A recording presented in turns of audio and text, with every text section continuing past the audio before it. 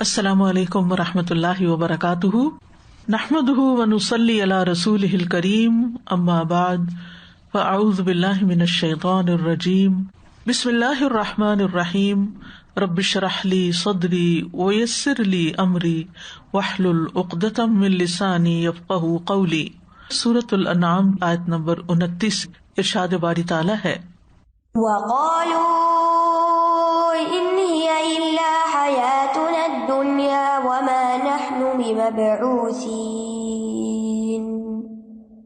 اور انہوں نے کہا ہماری یہ دنیا کی زندگی ہی اصل زندگی ہے اور ہم ہرگز اٹھائے جانے والے نہیں ہیں۔ وقالوا، اور انہوں نے کہا، یعنی مشرکین اور کافرین نے کہا۔ کون مشرک؟ جو مرنے کے بعد دوبارہ جی اٹھنے پر ایمان نہیں رکھتے تھے۔ وہ کیا چاہتے تھے کہ اس دنیا میں ہی عیش و عشرت کریں، اور وہ سمجھتے تھے کہ ان کی دنیا کی زندگی اصل زندگی ہے اور صرف یہی زندگی ہمیں گزارنی ہے، اس کے بعد کوئی اور زندگی نہیں ہے۔ اور دنیا جو ہے یہ دنوف سے ہے، جس کا معنی ہوتا ہے قریب ہونا۔ وقت اور زمانے کے اعتبار سے آخرت کے لحاظ سے یہ ہمارے قریب ہے۔ اسی طرح کم درجے کا معنی بھی اس میں پایا جاتا ہے کہ آخرت کے مقابلے میں یہ مرتبے اور منزلت میں کم درجے کی ہے، اسی لیے یہاں پر انسان ہمیشہ کی خوشی نہیں پا سکتا کیونکہ یہ امپرفیکٹ ہے۔ تو انسانی زندگی کے جو مختلف مراحل ہیں، جن کا کل بھی میں نے ذکر کیا تھا کہ پہلا مرحلہ جو ماں کے پیٹ میں ہوتا ہے جنین کی شکل میں، دوسرا وہ زندگی جو ہم اب گزار رہے ہیں، تیسرا برزخ کی زندگی جو قبر میں گزرتی ہے، اور چوتھا جب سور پھونکا جائے گا اور لوگوں کو قبروں سے اٹھایا جائے گا اور اللہ تعالیٰ کے سامنے کھڑا کیا جائے گا، جس کا اختتام پھر جنت یا جہنم پر ہوگا۔ تو یہ آخری مرحلہ جو ہے اس کو آخرت کی زندگی کہتے ہیں۔ تو یہ مشرکین جو تھے یہ کہتے تھے کہ بس یہی زندگی ہے، اس کے بعد کوئی اور زندگی نہیں ہے، کوئی اور مرحلہ نہیں ہے۔ لیکن حقیقت یہ ہے کہ اللہ سبحانہ تعالیٰ کی توحید کے بعد سب سے زیادہ جس چیز پر قرآن مجید میں اسٹریس دیا گیا ہے ایمانیات میں سے، وہ آخرت پر ایمان ہے۔ یعنی اللہ پر ایمان اور آخرت پر ایمان، یہ ایمان کے دو اہم ترین بنیادی پلرز ہیں۔ اور بات یہ ہے کہ انسان آخرت کا ذکر کیوں نہیں کرنا چاہتا، کیوں نہیں ماننا چاہتا؟ کیونکہ وہ چاہتا ہے کہ اس دنیا میں ہی عیش و عشرت کرتا رہے، اسے کسی کے سامنے جواب دینا ہونا پڑے، کیونکہ آخرت کی زندگی تو حساب کتاب کی زندگی ہے۔ تو وہ اس حساب کتاب کے احساس سے بچنا چاہتا ہے، کیونکہ جس شخص کے اندر آخرت کی فکر ہوتی ہے نا، وہ فکر مند زندگی بسر کرتا ہے۔ وہ ہر معاملے میں بہت کانشیس ہوتا ہے کہ مجھے کل اس کا حساب دینا ہے۔ وہ اپنی عبادات کے معاملے میں، لوگوں کے ساتھ معاملہ کرنے کے معاملے میں، لین دین میں، حقوق ادا کرنے میں، جتنے بھی لوگوں کے ہم پر حقوق ہیں، ان سب کے معاملے میں بہت کیئرفل ہوتا ہے کہ اگر میں نے کہیں بھی اللہ کے حق یا بندوں کے حق میں کمی کی تو وہ سب قیامت کے دن میرے سامنے رکھ دیا جائے گا، اور جس کا میں انکار نہ کر سکوں گا۔ لہٰذا وہ سیکریفائسز بھی کرتا ہے، وہ اپنے نفس کو بھی کنٹرول کرتا ہے، وہ اپنے آرام اور سکون اور اپنی بہت سی چاہتوں کو بھی قربان کرتا ہے، کس لیے؟ کل کی زندگی کی خوشگواری کے لیے، کامیابی کے لیے۔ لیکن جو لوگ اس دنیا میں عیش و عشرت کرنا چاہتے ہیں، وہ اس تصور کا یا اس بات کا ہی انکار کر دیتے ہیں کہ کل ہمیں دوبارہ جی اٹھنا ہے، کیونکہ یہ سوچ جو ہے وہ ان کی دنیا کی زندگی کا مزہ خراب کرتی۔ اور وہ کیا کہتے تھے؟ وَمَا نَحْنُ بِمَبْعُوثِينَ، ہم دوبارہ اٹھائے جانے والے نہیں ہیں، یعنی دوبارہ قبروں سے ہم نہیں نکلیں گے، ایک دفعہ مر گئے تو بس ختم ہو گئے۔ سورۃ الجاثیہ میں بھی آتا ہے، وَقَالُوا مَا هِيَ إِلَّا حَيَاتُنَا الدُّنْيَا نَمُوتُ وَنَحْيَا وَمَا يُهْلِكُنَا إِلَّا الدَّهْرُ وَمَا لَهُم بِذَلِكَ مِنْ عِلْمٍ إِنْ هُمْ إِلَّا يَظُنُّونَ۔ اور انہوں نے کہا ہماری اس دنیا کی زندگی کے سوا کوئی اور زندگی نہیں، ہم یہی جیتے اور مرتے ہیں، اور ہمیں زمانے کے سوا کوئی ہلاک نہیں کرتا۔ حالانکہ انہیں اس کے بارے میں کچھ علم نہیں، وہ محض گمان سے کام لے رہے ہیں، یعنی یہ صرف ان کا خیال ہے، اس خیال کی کوئی حقیقت نہیں، کوئی ریالٹی نہیں، یہ ان کا زوم ہے۔ اسی لیے سورۃ تغابن میں فرمایا زعم الذین کفروا ان لن یبعثوا، وہ لوگ جنہوں نے کفر کیا ان کا یہ دعویٰ ہے، ان کا یہ کلیم ہے، ان کا یہ کہنا ہے کیا کہ وہ ہرگز نہیں اٹھائے جائیں گے۔ قل بلا وربی، کہہ دیجیے کیوں نہیں، قسم ہے میرے رب کی، لتبعثن، تم ضرور بس ضرور اٹھائے جاؤ گے، ثم لتنبؤن بما عملتم، پھر ضرور تمہیں بتایا جائے گا جو تم عمل کر کے آئے ہو، یعنی تمہیں اٹھایا بھی جائے گا اور تم سے سوال بھی کیا جائے گا. وَذَلِكَ عَلَى اللَّهِ يَسِيرٌ، اور یہ چیز اللہ تعالیٰ پر بہت آسان ہے، کچھ مشکل نہیں. یعنی تمہیں موت کے بعد زندگی دینا اور تمہارا حساب کتاب کرنا اللہ تعالیٰ کے لیے بہت آسان ہے. تو اللہ سبحانہ و تعالیٰ نے بعث بعد الموت کو کئی طریقوں سے ثابت کیا ہے، اور اس میں خاص طور پر ہم دیکھتے ہیں کہ دوسری پیدائش کو پہلی پیدائش پر قیاس کیا ہے کہ اگر اللہ تعالیٰ نے تمہیں اب پیدا کر لیا تو وہ دوبارہ بھی پیدا کرنے پر قادر ہے. یہ دلیل بارہا قرآن مجید میں آتی ہے. اسی طرح زمین کے مردہ ہونے کے بعد دوبارہ جی اٹھنے، یعنی زمین کے سوکھ جانے کے بعد، خشک سالی کے بعد بارش جب پڑتی ہے اور ہریالی ہوتی ہے تو اس کی مثال کے ساتھ بھی اللہ تعالیٰ نے اس بات کو سمجھایا کہ جیسے مردہ زمین جی اٹھتی ہے ایسے ہی تم بھی قبروں سے زمین سے دوبارہ جی اٹھو گے. پھر ایک اور جگہ پر جو مثال دی گئی کہ وہ ذات جو ایک دانے سے کھیتی کو اگا سکتی ہے، اسی طرح ہماری ریڑھ کی ہڈی کے جو موہرا ہے، آخری جو ٹیل بون ہے، وہ بچ جاتی ہے، اس سے دوبارہ پورے انسان کی پیدائش ہو جائے گی، انسان دوبارہ جی اٹھے گا، اگا دیا جائے گا. اور اس کی ڈیٹیل حدیث میں بھی آتی ہے کہ رسول اللہ صلی اللہ علیہ وسلم نے فرمایا انسان کا ہر حصہ گل جائے گا یعنی مرنے کے بعد، سوائے ریڑھ کی ہڈی کے، اور اس سے قیامت کے دن تمام مخلوق دوبارہ بنائی جائے گی، یعنی اس کے ذرات محفوظ ہوتے ہیں اور وہ دوبارہ بیج کا کام دیتے ہیں. اسی طرح صحیح مسلم کی روایت میں آتا ہے، عبداللہ ابن عمر کہتے ہیں میں نے رسول اللہ صلی اللہ علیہ وسلم کو فرماتے ہوئے سنا، پہلی بار سور پھونکے جانے کے بعد لوگ بے ہوش ہو جائیں گے، اور پھر اس کے بعد اللہ تعالیٰ ایک بارش نازل کرے گا جو پھوار کی طرح ہوگی، بہت تیز بارش نہیں ہوگی بلکہ پھوار ہوگی یا سائے کی طرح ہوگی، جیسے ایک جھونکا آتا ہے گزر جاتا ہے. فرمایا اس سے انسانوں کے جسم اگائیں گے، یعنی زمین کے اوپر جب وہ بارش پڑے گی تو انسان پودوں کی طرح اگنا شروع کر دیں گے. پھر سور میں دوسری بار پھونک ماری جائے گی تو وہ سب لوگ کھڑے ہوئے دیکھ رہے ہوں گے، یعنی حساب کتاب کا دن شروع ہو جائے گا. اور اس میں آپ دیکھیے کہ یہ دوسری دفعہ بھی زمین سے اٹھنا ایسا ہی ہے جیسے اللہ تعالیٰ سورۃ نوح میں فرماتے ہیں واللہ انبتکم من الارض نباتا، اللہ نے تمہیں زمین سے ایسے اگایا جیسے پودے اگائے جاتے ہیں، یعنی تمہاری خوراک زمین سے ہے اور تم اسی زمین پر بڑھتے پھلتے پھولتے ہو، ایسے ہی مرنے کے بعد دوبارہ اٹھ کے ہوش و حواس میں آ جاؤ گے. تو اس لیے انسان کے پاس کوئی چارہ نہیں سوائے اس کے کہ اللہ تعالیٰ کی بات کو مان کر یقین کر کے اس زندگی کے لیے آج عمل کر لے. وَلَوْ تَرَىٰ إِذْ وُقِفُوا عَلَىٰ رَبِّهِمْ قَالَ أَلَيْسَ هَٰذَا بِالْحَقِّ قَالُوا بَلَىٰ وَرَبِّنَا قَالَ فَذُوقُوا الْعَذَابَ بِمَا كُنتُمْ تَكْفُرُونَ. اور اگر آپ دیکھتے جب وہ اپنے رب کے سامنے کھڑے کیے جائیں گے، اللہ تعالیٰ فرمائے گا کیا یہ حق نہیں ہے؟ وہ کہیں گے کیوں نہیں، ہمارے رب کی قسم. اللہ تعالیٰ فرمائے گا پھر چکھو عذاب کا مزہ اس کفر کی وجہ سے جو تم کرتے تھے. پچھلی آیت میں آخرت کے انکار کی بات کی گئی اور اب آخرت آ چکی ہے اور ان کو کھڑا کر دیا گیا ہے، وہ منظر بیان کیا جا رہا ہے. وَلَوْ تَرَىٰ، کاش آپ دیکھتے، یعنی نبی صلی اللہ علیہ وسلم کو خطاب کیا جا رہا ہے، یا پھر اس کے بعد ہر اس شخص کو جو یہ قرآن پڑھتا ہے کہ کاش تم دیکھ سکو کیا چیز، اذ وقفوا علی ربہم، جب وہ اپنے رب کے سامنے کھڑے کیے جائیں گے، رب کے حکم پر، رب کے فیصلے پر، رب کے کہنے پر انہیں رب کے سامنے لا کھڑا کیا جائے گا، رب کے سامنے پیش کر دیا جائے گا. یہاں یہ نہیں کہا گیا کہ اللہ کے سامنے، کہا گیا ان کے رب کے سامنے، کیونکہ رب کون ہوتا ہے؟ جو پیدا کرتا ہے، جو خالق ہے، جو مالک ہے، جو معبود ہے. یعنی تم نے اس کو نہیں مانا، اس کا انکار کیا، اور تم یہ نہیں یقین رکھتے تھے کہ وہ تمہارا خالق ہے، اسی نے تمہیں پہلی بار پیدا کیا تھا، اب بھی پیدا کر کے یہاں لا کھڑا کیا ہے. اس وقت اللہ سبحانہ وتعالیٰ ان سے پوچھے گا قال الیس ھذا بالحق، کیا یہ سچ نہیں؟ یعنی دنیا میں تم انکار کرتے تھے، آج تمہیں یقین آ گیا. یہاں الیس ھذا بالحق، بالحق میں جو با ہے یہ زائد ہے، اور یہ زائد حروف جو ہوتے ہیں یہ تاکید اور یقین کے معنی دیتے ہیں. کیا یہ سچ اور ثابت ہونے والی حقیقت نہیں ہے جس کا تم انکار کرتے رہے؟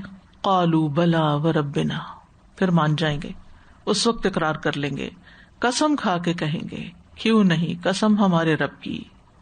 یہ بالکل سچ ہے.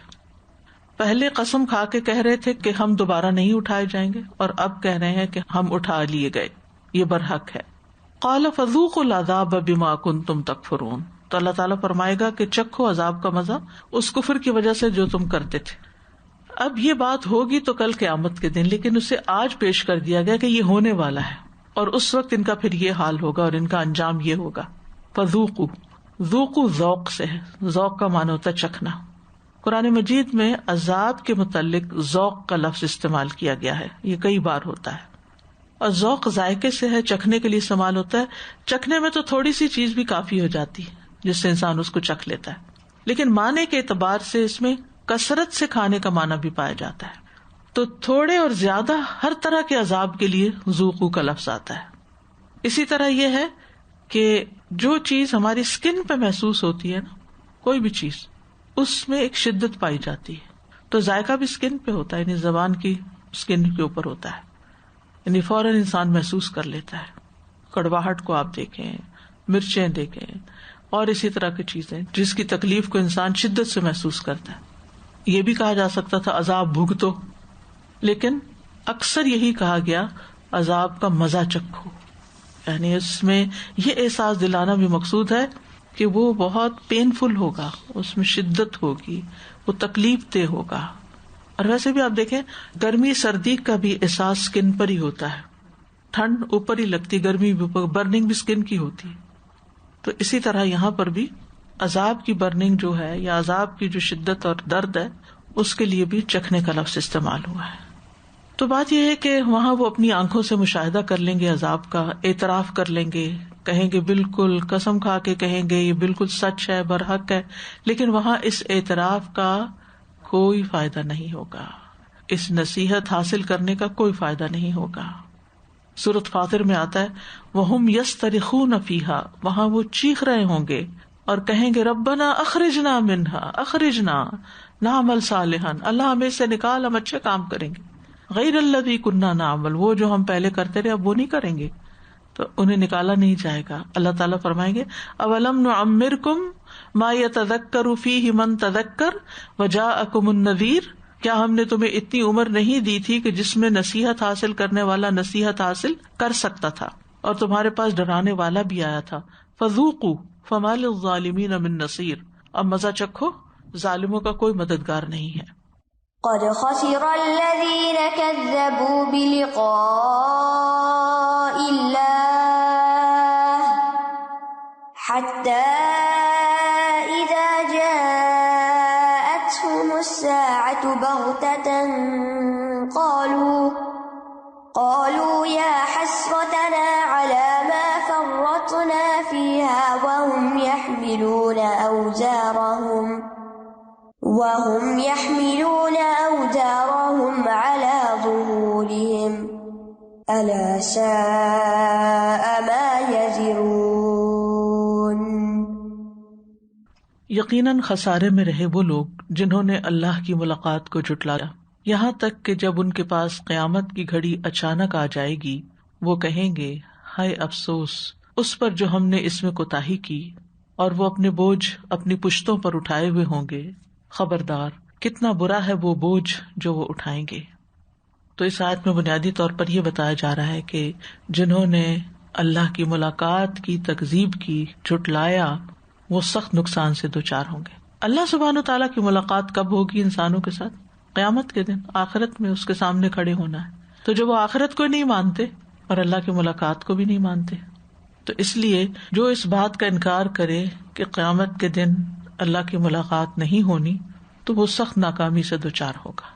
کیونکہ یہ اللہ کی ملاقات کا ڈر یا شوق، یہ دونوں چیزیں انسان کو برے عمل سے بھی بچاتی ہیں اور نیک کام کرنے کا شوق بھی پیدا کرتی.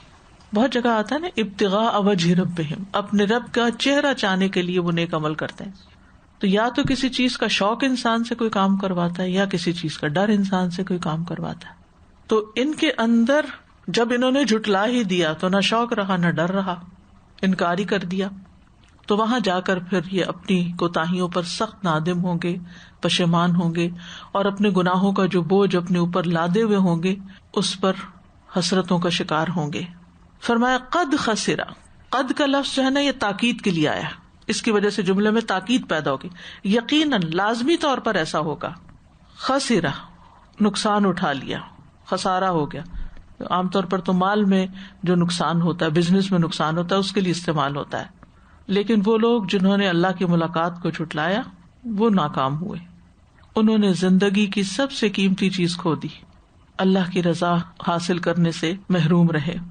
اللہ کی رضا بھی ایک بہت بڑی نعمت، اللہ کی محبت، اللہ تعالیٰ کا قرب، اللہ تعالیٰ سے ایک کنیکشن، یہ ساری چیزیں دنیا میں بھی انسان اس سے محروم ہوتا ہے. ہم دیکھیں جس کی زندگی میں اللہ سبحانہ تعالیٰ سے تعلق نہیں، اللہ کا سہارا نہیں، اس پہ توکل اور بھروسہ نہیں، وہ کتنا محروم انسان ہے. خاص طور پر جب آپ کسی مشکل میں ہوتے ہیں اور آپ اپنے رب کو پکار رہے ہوتے ہیں اور آپ اپنے دائیں بائیں لوگوں کو دیکھتے ہیں کہ ان کو رب کا پتہ ہی نہیں، ان کو کسی دعا کا نہیں پتا، کسی ذکر کا نہیں پتا، تو دل میں ایک بڑی تکلیف سی اٹھتی ہے کہ یا اللہ ہمارے لیے تو سہارا ہے. ہم اس وقت اپنے آپ کو اس لیے مضبوط محسوس کرتے ہیں کیونکہ ہم نے تجھے پکڑا ہوا ہے. تو جن کے پاس ایسی کوئی چیز ہی نہیں ان کے لیے کتنا مشکل ہوتا ہوگا. اور یہ جو وقت کے ساتھ ساتھ ذہنی امراض بڑھ رہے ہیں، نفسیاتی امراض بڑھ رہے ہیں، ان کی بھی ایک بنیادی وجہ یہی ہے کہ وہ بڑا سہارا نہیں ہے ان کے پاس. لانفصام لہا، جو کبھی ختم نہیں ہوتا اگر انسان اس کو تھام لے. بعض اوقات آپ نے دیکھا ہوگا کہ جو لوگ دین پر ہوتے ہیں ان کے اندر بھی نفسیاتی مسائل پیدا ہو جاتے ہیں، یا وہ بھی ڈپریشن کا شکار ہو جاتے ہیں، یا وہ بھی غمگین رہنے لگتے ہیں. تو اس کی کیا وجہ ہوتی ہے؟ یعنی عام طور پر ہم کہتے ہیں نا کہ اگر آپ کی زندگی میں دین ہے تو پھر آپ پرسکون ہوتے ہیں. تو ایسا کیوں ہوتا ہے کہ دین پر ہوتے ہوئے بھی لوگ پرسکون نہیں ہوتے؟ اس کی وجہ یہ ہوتی ہے کہ وہ دین کو بس بطور ریچول لے لیتے ہیں، ایک بس مشینی عمل ہے. اٹھے نماز پڑھ لی، بغیر اللہ کی یاد کے ذکر کر لیا، یعنی ذکر رہے ہوتے لیکن اللہ کو یاد نہیں کر رہے ہوتے. اسی طرح بے روح اعمال، صرف کچھ چند ظاہری لبادے اوڑھ لیے، اسکارف اوڑھ لیا، مسجد جانے لگے، نام مسلمانوں والا رکھ لیا، کوئی لیکچرز اٹینڈ کر لی، لیکن جو اصل تعلق اللہ تعالیٰ کے ساتھ ہونا چاہیے وہ مسنگ ہوتا ہے. اس کو جانا ہی نہیں، اس کو پہچانا ہی نہیں، تو وہ لذت کہاں سے پھر آئے؟ تو بے روح عبادت جو ہوتی ہے وہ آپ کو ڈپریشن نہیں دور کر سکتی، اس کے اندر روح آنی چاہیے. پھر ہمارا دین صرف عبادت ہی نہیں ہے، یہ بھی یاد رکھنا چاہیے. صرف نماز روزہ ہی دین نہیں. کسی مریض کی عیادت کا کتنا بڑا اجر بتایا گیا. اب ایک شخص جو ہے اگر اس کو پتا چلتا ہے کہ اس کا کوئی رشتے دار، کوئی دوست بیمار ہے، وہ اس کی خبر لیتا ہے تو اس کا دل نرم ہوتا ہے، اس کے اندر شکر پیدا ہوتا ہے کہ اللہ تعالیٰ شکر ہے تو نے مجھے اس بیماری سے بچایا. وہ اس کے لیے دعا کرتا ہے، اس سے اس کے دل کو روحانی سکون ملتا ہے. یعنی اس میں ملاقات بھی ہے، اس میں خدمت بھی ہے، اس میں دعا بھی ہے، اس میں ایک دل کی نرمی کا سامان بھی. کوئی فوت ہو جاتا ہے، اس کے جنازے پہ انسان جاتا ہے تو اس سے بھی آپ دیکھیں کہ دل کی کیفیت بدلتی ہے. پھر اسی طرح آپ دیکھیں کہ صدقات ہیں، جب آپ مختلف شکلوں میں صدقات کرتے ہیں تو آپ کو ایک روحانی سکون ملتا ہے. جب آپ کسی کو کھانا کھلاتے ہیں، جب آپ کسی کی ضرورت پوری کرتے ہیں، کسی کو کپڑا پہناتے ہیں، یعنی کسی بھی طرح جہاں بھی آپ دیکھتے ہیں، وہ ضروری نہیں کہ صدقات میں صرف وہ نفلی خاص صدقات ہوں. اس سے مراد وہ ساری انسانی خدمت ہے جس میں رشتے داروں کے ساتھ، والدین کے ساتھ، اولاد کے ساتھ، بہن بھائیوں کے ساتھ، دوستوں، نیبرز وغیرہ سب انسانوں کے ساتھ کہیں بھی کوئی اس نے سلوک کرتے ہیں. پھر آپ دیکھیں کہ آپ اگر صرف گھر میں بیٹھ گئے ہیں یا صرف آپ ایک ہی کام کیے چلے جا رہے تو آپ کی زندگی میں ایک بے چینی شروع ہو جائے گی، کیونکہ آپ دین کے صرف ایک حصے کو پکڑے ہوئے ہیں، آپ دوسروں کی طرف توجہ نہیں کر رہے. آپ باہر نکلتے ہیں، آپ ایک درخت لگاتے ہیں، آپ پرندوں کو کھانا ڈالتے ہیں، آپ کے اندر لازماً خوشی آئے گی. پریکٹیکل ہے دین. پھر اسی طرح ہمارے دین میں تو نکاح بھی عبادت ہے، یعنی شادی کرنا بھی ایک عبادت ہے، اس سے بھی انسان کو خوشیاں حاصل ہوتی ہیں. پھر اسی طرح اللہ سبحانہ تعالیٰ کی خاطر کسی سے ملاقات کرنے کے لیے جانا، کوئی مقصد نہیں دنیا، کوئی کاروبار نہیں، کوئی بزنس نہیں، نتھنگ، صرف اللہ کی محبت میں کسی کے پاس جا کے تھوڑی دیر بیٹھ جانا، اس کا کتنا بڑا اجر ہے. وہ حدیث یاد ہوگی کہ جس میں ایک شخص بستی میں جا رہا ہے، فرشتہ راستے میں انسانی شکل میں آ کے پوچھتا ہے کہاں جا رہے، کیوں جا رہے، تو بتاتا ہے اللہ کی خاطر محبت ہے، بس ملاقات کرنے جا رہا ہوں. کہ کوئی کام تو نہیں؟ کہا تمہارے لیے خوشخبری ہے کہ اللہ بھی تم سے اس وجہ سے محبت کرتا ہے کہ تم اس کی خاطر کسی سے محبت کرتے. تو اب اگر ہم اس کو ٹائم ویسٹ سمجھیں کہ ہم نے نہیں کسی سے ملنا، کچھ نہیں کرنا، کہیں نہیں جانا، تو ان چیزوں کے لیے بھی، یعنی آپ چاہے کتنے بھی مصروف ہوں، کسی نہ کسی شکل میں انسانوں سے رابطہ، انسانوں کی خدمت، انسانوں کے لیے دعا، انسانوں کے لیے کچھ کرنا، یہ آپ کے ڈپریشن کو دور کرے گا اور جب ہم ایک ہی گول چکر میں گھومے چلے جاتے ہیں اور ایک مشینی زندگی کے عادی ہو جاتے ہیں. آپ دیکھیے کہ نبی صلی اللہ علیہ وسلم کی زندگی میں کتنا کچھ تھا. کیا صرف مسجد تھی؟ کیا صرف تعلیم و تدریس تھی؟ سب چیزیں تھی نا. ٹھیک ہے ایک چیز آپ کی اسپیشلٹی ہو سکتی ہے, آپ کی ایک پرائرٹی ہو سکتی ہے. مثلاً آپ جاب کرتے ہیں, وہ جاب آپ کی ایک پرائرٹی ہے کہ آپ کو بہت سارا وقت اس کے لیے نکالنا ہے, لیکن اس کے علاوہ بھی وقت نکالیے اور مختلف کاموں میں اپنا حصہ ڈالیے, چاہے تھوڑا سا ہی کیوں نہ ہو, چاہے اپنے گھر کے اندر کے پودوں کی دیکھ بھال ہی کیوں نہ ہو, کچھ بھی ہو. یہ چیزیں انسان کا جب دھیان بانٹتی ہیں تو انسان کا ڈپریشن دور ہوتا ہے. تو اس لیے یہ کہنا کہ فلاں شخص دین پڑھتا ہے, پڑھاتا ہے, یہ بہت عبادت گزار ہے, پھر بھی اس کو ڈپریشن ہو گیا, یہ تو بڑی غلط ہے. اس کا مطلب ہے دین میں سکون نہیں. اس نے دین کا صرف ایک حصہ لیا ہے, اس لیے اس میں مشکل آئی ہے. اگر ایز اے ہولسم اس کو لیتا تو اس کی زندگی خوشگوار ہوتی. اور پھر جو میں جس نقطے کو یہاں واضح کرنا چاہ رہی تھی وہ یہ کہ یہ جو لقاء اللہ ہے یہ مومن کے لیے تو بڑی ہی خوشگوار چیز ہے. اللہ سے ملاقات, اس کا ہمیں شوق ہونا چاہیے اور اس کی ہمیں تیاری کرنی چاہیے اور اس وقت کے لیے نیک کام کرنے چاہیے. اور ہاں ڈر بھی لگنا چاہیے کہ اللہ جب تجھ سے ملیں گے تو آپ ناراض نہیں ہونا. یعنی وہ ایک عجب سی کیفیت آپ پہ طاری ہو جائے گی, آپ کے خود بخود آنسو جاری ہو جائیں گے اگر آپ اس ملاقات کے وقت کو محسوس کریں.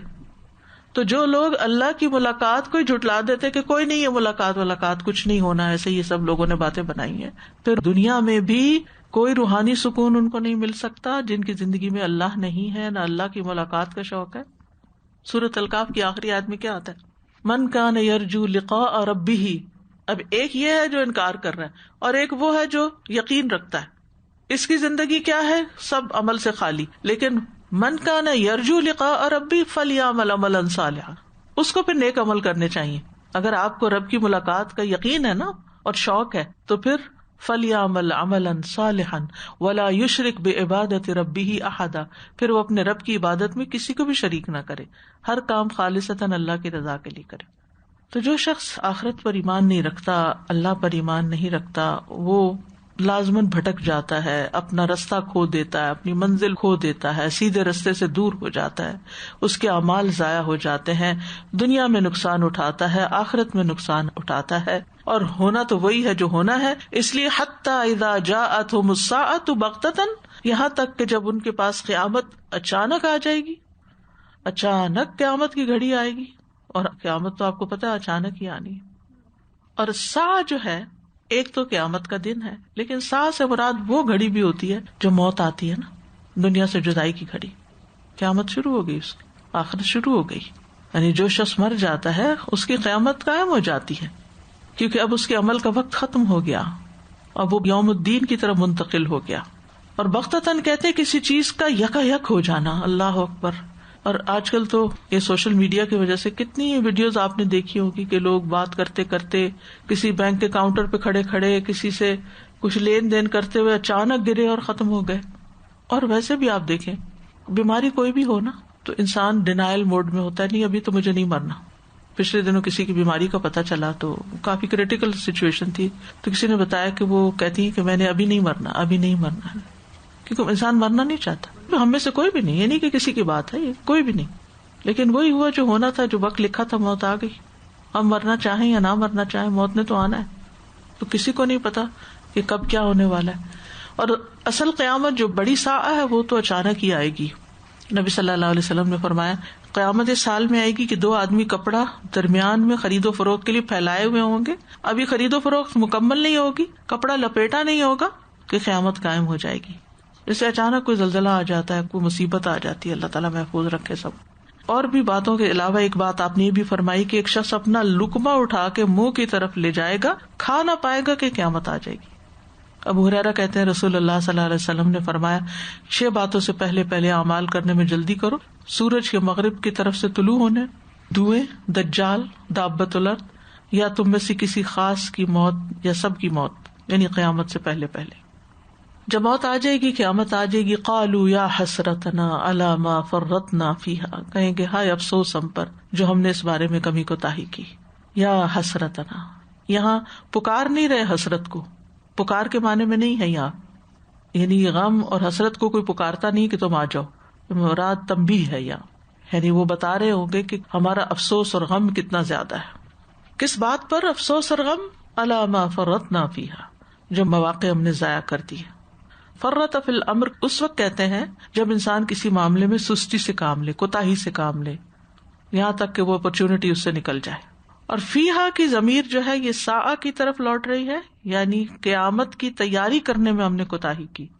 عمر ہم نے گنوا دی ایسے کاموں میں جن میں کوئی فائدہ نہ تھا آخرت کے اعتبار سے. اللہ اکبر. ہر انسان کو اس بات پر افسوس ہوگا کہ میں نے فلاں کام کیوں کیے کہ جن کا مجھے آج فائدہ نہیں ہو رہا، جن کا مجھے موت کے وقت فائدہ نہیں ہو رہا، جن کا مجھے مرنے کے بعد فائدہ نہیں ہو رہا.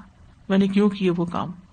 دیکھیں جیسے طالب علم ہوتا ہے نا، تو ایک طالب علم کسی اسکول میں داخلہ لیتا ہے اور سارا وقت جو ہے ایگزام سے پہلے کا گپ شپ میں، دوستوں کے ساتھ گھومنے پھرنے میں، کھانے پینے میں، سونے میں، من مانیاں کرنے میں گزار دیتا ہے. پھر جب امتحان کا دن آتا ہے تو کیا ہوتا ہے اس کے ساتھ، اور پھر جب اس امتحان کا نتیجہ آتا ہے تو اس وقت کیا ہوتا ہے. جب اس کے سارے دوست آگے نکل چکے ہوتے ہیں اور وہ پیچھے کھڑا ہوتا ہے، اس وقت انسان کہتا ہے الا ما فرطنا فیہا، افسوس ہم پر جو ہم نے اس معاملے میں اپنی ذمہ داریوں میں کوتاہی کی. سورۃ مریم میں آتا ہے وَأَنذِرْهُمْ يَوْمَ الْحَسْرَةِ إِذْ قُضِيَ الْأَمْرُ وَهُمْ فِي غَفْلَةٍ وَهُمْ لَا يُؤْمِنُونَ. اور انہیں پچھتاوے کے دن سے ڈرائیں جب ہر کام کا فیصلہ کر دیا جائے گا اور وہ سراسر غفلت میں ہے اور وہ ایمان نہیں لاتے. سورۃ زمر میں بھی آتا ہے 56 آیت میں ان تقول نفس یا حسرۃ علی ما فرطت فی جنب اللہ وان کنت لمن الساخرین. ایسا نہ ہو کہ کوئی شخص کہے ہائے افسوس اس کوتاہی پر جو میں نے اللہ کی جناب میں کی اور بے شک میں تو مذاق کرنے والوں میں سے تھا. اسی طرح یہ ہے کہ انسان اپنی زندگی میں جو بھی وقت ضائع کرتا ہے نا، اس میں قیامت کے دن افسوس ہوگا اس کو کہ میں نے ٹائم ویسٹ کیوں کیا، فضول کاموں میں کیوں وقت لگا دیا. رسول اللہ صلی اللہ علیہ وسلم نے فرمایا جو لوگ کسی جگہ پر مجلس کریں، اور آج کل آپ دیکھیں کہ سمر میں تھوڑی اوپننگ ہو گئی ہے، لوگ پارکس میں، گھروں میں، مختلف جگہوں پر بڑے عرصے کے بعد اکٹھے ہو رہے ہیں، تو بس صرف شغل میلہ ہوتا ہے. اس کے بارے میں بھی احتیاط کرنی چاہیے کہ ایسی محفلوں میں بیٹھ کر ہم کرتے کیا ہیں. فرمایا جو لوگ کسی جگہ پر مجلس کریں لیکن اس میں اللہ کا ذکر نہ کریں، وہ مجلس ان کے لیے قیامت کے دن حسرت کا باعث ہوگی. افسوس کریں گے کہ کاش ہم اس وقت کوئی کام کی بات بھی کرتے. اور جو آدمی کسی راستے پر چلتے ہوئے اللہ کا ذکر نہ کرے، یعنی آپ واک کر رہے ہیں، آپ کہیں جا رہے ہیں، وہ چلنا بھی انسان کے لیے قیامت کے دن حسرت کا باعث ہوگا. اور جو آدمی اپنے بستر پر آئے لیکن اللہ کا ذکر نہ کرے، وہ بھی اس کے لیے باعث حسرت ہوگا. یعنی آپ سونے کے لیے آتے ہیں تب بھی ذکر کریں، واک کر رہے ہیں تب بھی ذکر کریں، آپ لوگوں کے ساتھ اکٹھے ہیں، اگر لوگ اس موڈ میں نہیں ہیں آپ کی بات کو سننے کو، کوئی نیکی کی، کوئی اچھائی کی، ڈپینڈ کرتا ہے نا آپ کے لوگوں کے بیچ میں، تو آپ کم از کم اپنے دل میں خفیہ اپنے رب کو یاد کرتے رہیں. یعنی کسی مجلس میں لوگوں سے بات چیت کرنے کے بیچ میں بھی آپ اللہ کا ذکر کر سکتے ہیں، اپنے اون پر اپنا پرسنل ذکر کر سکتے ہیں. نبی صلی اللہ علیہ وسلم نے فرمایا اگر ایک آدمی اپنی یوم ولادت یعنی برتھ ڈے سے انتہائی عمر رسیدگی میں، یعنی انتہائی بوڑھا ہو کے مرے، اس مرنے والے دن تک اللہ کی اطاعت میں چہرے کے بل گھسٹتا رہے تو قیامت کے دن اپنے اس عمل کو حقیر سمجھے گا. یعنی 100 سال کی بھی اگر زندگی ہے اور ساری کی ساری بھی اس نے عبادت میں گزاری ہے، پھر بھی وہ کہیں گا کچھ نہیں کر کے آیا، تو آپ سوچیے ہم نے کہاں کہاں زندگی لگا دی. وَهُمْ يَحْمِلُونَ أَوْزَارَهُمْ عَلَى ظُهُورِهِمْ، اور وہ اپنے بوجھ اپنی پیٹھوں پر اٹھائے ہوئے ہوں گے. اوزار وزر کی جمع ہے، اس کا معنی ہوتا ہے پہاڑ میں جائے پناہ. کلا لا وزر الی ربک یومئذ المستقر، ہرگز نہیں، آج کوئی جائے پناہ نہیں. تو وزر کیا ہوتا ہے؟ یعنی کہیں کسی کھو میں گھسنا. مجازن اس کا معنی بوجھ آتا ہے. اسی طرح وزر بمعنی گناہ بھی آتا ہے. ٹھیک ہے، سورۃ نحل میں بھی آتا ہے لیحملوا اوزارہم کاملۃ یوم القیامۃ ومن اوزار الذین یضلونہم بغیر علم الا ساء ما یزرون. تو یحملون اوزارہم علی ظہورہم یعنی اعمال کی جزا مراد ہے. اور ایک یہ بھی کہا جاتا ہے کہ جو بھی ان کے اعمال ہوں گے گناہ وغیرہ، وہ مجسم شکل اختیار کر لیں گے اور پھر وہ بوجھ کی شکل میں ان کی کمر پہ لاد دیے جائیں گے. یعنی گناہوں کا بوجھ محض خیالی نہیں. ویسے تو آپ دیکھیں دنیا میں جب بھی انسان کوئی گناہ کرتا ہے تو اس کے دل پہ ایک بوجھ آتا ہے نا، وہ تو دل کا بوجھ ہوتا ہے. قیامت کے دن پیٹھ پہ بوجھ لادنا مراد ہے. یعنی صرف خیالی بوجھ نہیں بلکہ بوجھ مثلاً بعض جانوروں کی شکل بنا کے اور بعض اور شکلوں میں اوپر لادا جائے گا. سورۃ عنکبوت میں آتا ہے وَلَيَحْمِلُنَّ أَثْقَالَهُمْ مَعَ أَثْقَالِهِمْ یقیناً وہ ضرور اپنے گناہوں کا بوجھ بھی اٹھائیں گے اور اپنے بوجھوں کے ساتھ کئی اور بوجھ بھی اٹھائیں گے. جن لوگوں کو بھٹکایا گمراہ کیا ہوگا ان کا بوجھ بھی اٹھائیں گے. جیسے حدیث میں آتا نا، جس شخص نے زمین میں سے ایک بالشت بھی کسی کی زمین ظلمن لے لی، صرف ایک بالشت، تو اللہ تعالیٰ قیامت کے دن اسے 7 زمینوں کا طوق پہنائیں گے. وہ بوجھ ہوگا اس کے گلے میں. زکوٰۃ نہ دینے والے اپنی چیزوں کا طوق پہنے ہوئے ہوں گے. جانوروں کی زکوٰۃ نہیں دی تو وہ جانور اس سر پہ سوار ہوں گے. گردن پہ بکری اٹھائی ہوئی ہوگی جو چلا رہی ہوگی، جو زکوٰۃ کے مال میں سے نہیں نکالی، اور اسی طرح کسی کی گردن پہ اونٹ چلا رہا ہوگا. تو یہ ساری تفصیلات احادیث میں بھی آتی ہیں. الا ساء ما یزرون، خبردار کتنا برا ہے جو وہ بوجھ اٹھائے ہوئے ہوں گے. تو اس آیت سے یہ پتہ چلتا ہے ایک تو قیامت اچانک آئے گی، اور پھر یہ ہے کہ انسان جو بھی اپنا وقت ضائع کرتا ہے اس کو حسرت ہوگی، اور پھر یہ کہ انسان اپنے اعمال کی اصلاح کر لے، ورنہ برے اعمال جو ہیں انسان کے لیے پریشانی کا باعث ہوں گے.